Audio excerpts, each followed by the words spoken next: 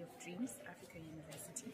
Today I'm going to be talking about the Silence the Guns initiative, evaluating the effectiveness of regional conflict resolution at the Democratic Republic of Congo.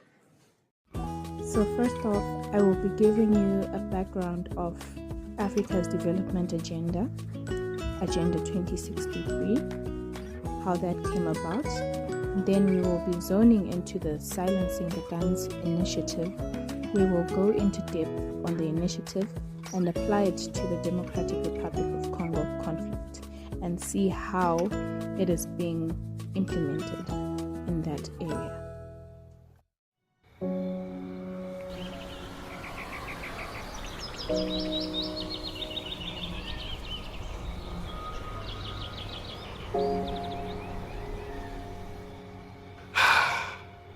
Guys, we are almost graduating. What does the future hold for us African youth? After graduating from college, is securing a job certain? I want to further my education. Why shouldn't I leave this country to seek other opportunities? As an aspiring fashion designer who would like to trade in textile all over Africa, how do I get funding for my business? Trade? Are we even sure of economic stability?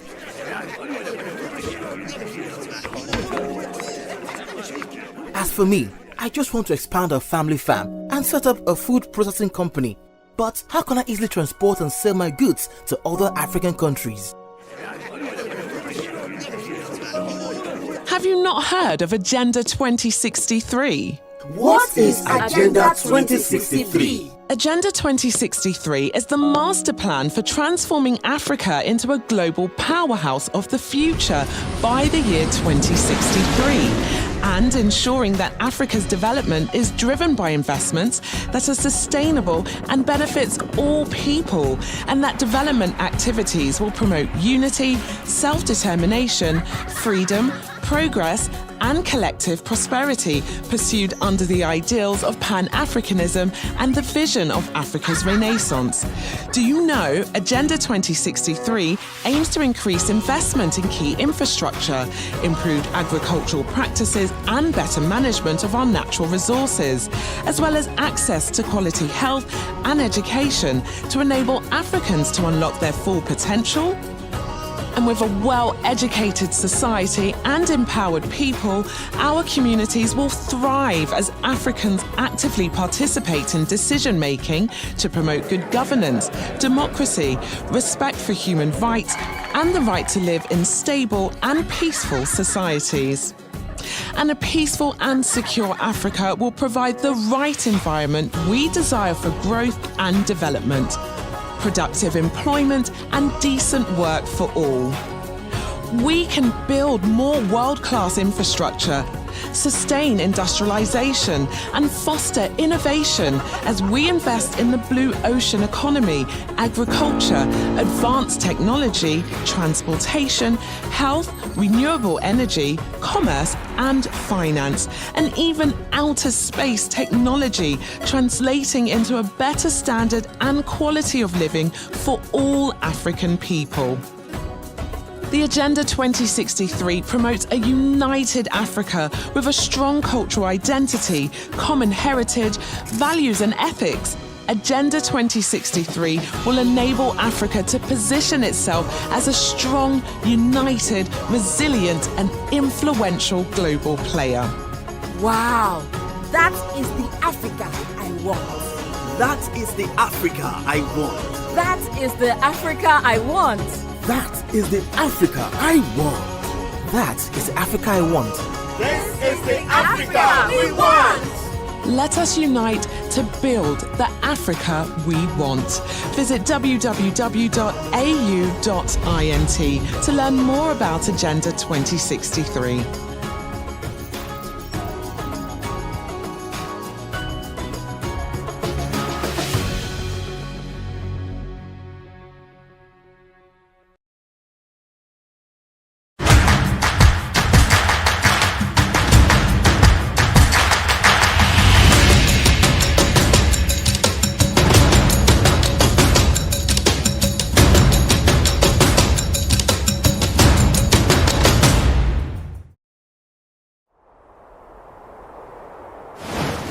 In the beginning, we all came from Africa. As many different people, we shared the sky above, the earth below, and the air we breathe. Africa provided our food and shelter and fueled our hopes and dreams, gave us our identity as Africans, our strength, optimism, determination, and also our spirit of Ubuntu. As time has moved on, we let ourselves be divided over our countries, languages, our skin and hair color, and our beliefs and religions. Peace, neighborliness, and living together in harmony have become less important. Where we used our hands to grow food, we used them to fight over resources and land. Where we used them to show respect, we used them to blame and criticize. Where we used them to comfort, we use them to bear arms. Where we use them to build, now we use them to tear down and plunder. But right now, our world has changed again, with the survival of humankind itself being threatened. What was important is no longer. Let's silence the guns. We need to go back to the beginning. Let's use our hands to grow, to feed, to comfort, to pray, and to greet each other in friendship once more. We must be a movement that all Africans can unite behind.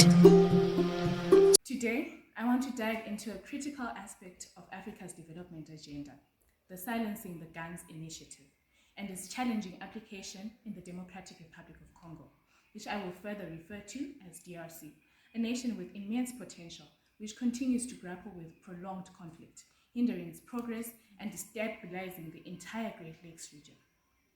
To understand why we must evaluate the effectiveness of regional conflict resolution mechanisms employed to achieve peace and security, I will be looking at this particular topic. The African Union's Silencing the Guns by 2020 agenda, now extended to 2030, aimed to end all wars, violent conflicts, and acts of terrorism on the continent. The DRC, with its vast resources and complex web of armed groups, has been a central concern. Decades of conflict fueled by regional rivalries, resource exploitation, and internal power struggles have created a humanitarian crisis of immense proportions. Regional mechanisms like the International Conference on the Great Lakes region, the Southern African Development Community, and the East African Community have been involved in the DRC. They have facilitated peace talks, deployed peacekeeping forces, and attempted to mediate between opposing factions. However, the persistence of violence highlights the limitations of these efforts. We see various armed groups such as the M23, ADF, and others continuing to destabilize the region despite regional and international interventions.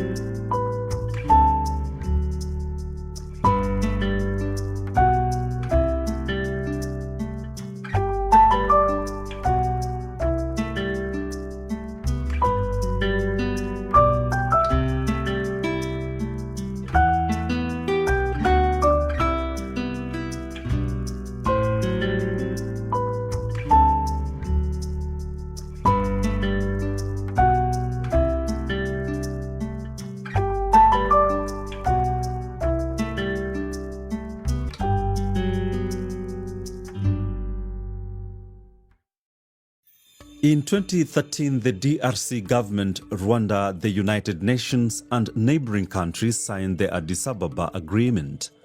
The goal: to bring peace by disarming rebel groups, especially the M23 militia, and stabilize the Eastern Democratic Republic of Congo, DRC.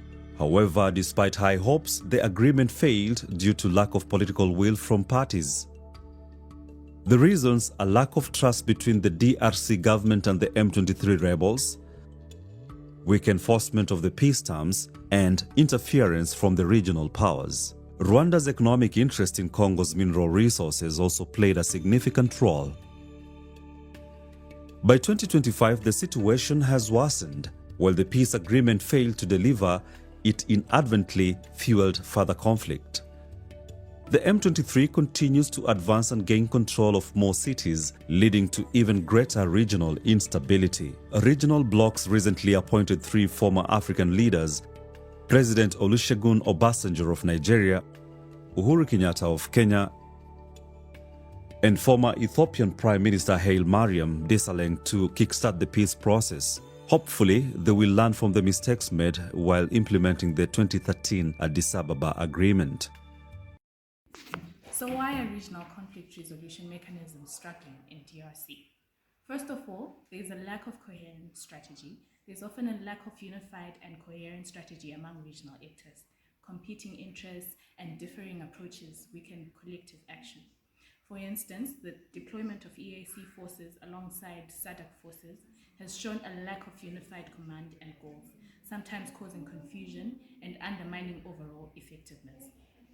There's also insufficient capacity and resources. Regional organizations often lack the necessary financial and logistical resources to effectively implement peace agreements and sustain peacekeeping operations. The vastness of the DRC and the complexity of the conflict demand significant resources, which are often lacking amongst African states. Another point is the external interference. So external actors, both state and non-state, continue to fuel the conflict through arms trafficking and support for armed groups. This undermines regional efforts and perpetuates the cycle of violence. There's also weak governance and corruption, where there are internal factors such as weak governance and corruption and impunity, which exacerbate the conflict. These issues create a fertile ground for armed groups to thrive and undermine the efforts to establish lasting peace. There's also limited implementation of agreements, where even when agreements are reached, their implementation is often weak or non-existent. The failure to address the root causes of the conflict, such as land disputes and resource control, results in recurring cycles of violence. There's also a focus on military solutions over political solutions. There's been an over-reliance on military solutions rather than addressing the root causes of the conflict through political dialogue and inclusive governance. True peace will only be achieved through political solutions and addressing the grievances of all parties. A culturally rich and diverse campus. State-of-the-art teaching technologies and facilities. Cutting-edge academic programs that are transformative, stimulating, innovative, and prepare you to leave your mark on Africa and beyond. Africa University offers you this and so much more. We are a private Pan-African United Methodist Church related institution that is a hub of student-centered learning and a truly international campus experience. We are accepting applications from dynamic, driven, and passionate students from all over Africa for our August 2024 intake for undergraduate and graduate degrees. For more information on our programs on offer and how to apply, please visit our website at www.africau.edu. So what can we do to work on this? To improve the effectiveness of regional conflict resolution mechanisms in the DRC, we can do the following. Strengthen regional coordination. We can enhance coordination and cooperation among regional organizations, ensuring a unified and coherent strategy. This requires clear leadership and a shared commitment to peace. We can also increase capacity building. We can provide adequate financial and logistical support to regional organizations to enhance their capacity to implement peace agreements and to sustain peacekeeping operations. We can also address external interference. Governments can strengthen mechanisms to combat arms trafficking and hold external actors accountable for fueling the conflict. This requires international cooperation and robust enforcement. We can promote good governance and accountability by supporting efforts to strengthen the government, combat corruption, and promote accountability in the Democratic Republic of Congo. This requires investing in institutions and promoting transparency. We can prioritize political solutions. We can emphasize on the political dialogue and inclusive governance to address the root causes of the conflict, and this requires engaging all stakeholders in addressing their grievances. We can enhance community engagement, involve local communities in peace-building efforts, recognizing their crucial role in achieving sustainable peace.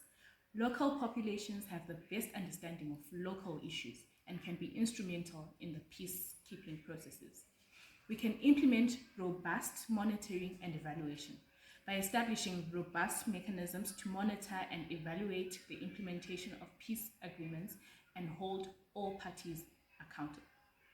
So all in all, the Silencing the Guns agenda remains a vital aspiration for Africa. Achieving peace and security in the DRC is crucial for stability and prosperity of the entire continent. By strengthening regional conflict resolution mechanisms and addressing the root causes of the conflict, we can move closer to realizing this vision. It will take a concerted and sustained effort from all stakeholders, but the potential from such efforts will be rewarding. Thank you for watching my video. Please do like, share, and subscribe.